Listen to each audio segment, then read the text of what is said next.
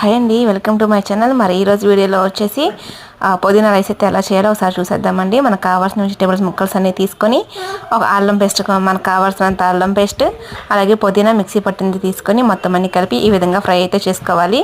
ఈ విధంగా ఫ్రై చేసిన తర్వాత ఒక 10 నిమిషాలు మూత పెట్టేసి ఆగా మగ్గిని అనుకున్నప్పుడు వాటిలో మనం అల్లం పేస్ట్, అట్లాగే మనం తయారు చేసి పెట్టుకున్న పుదీనా యొక్క ఫ్లేవర్ కూడా మనం వేసేసుకోవాలండి.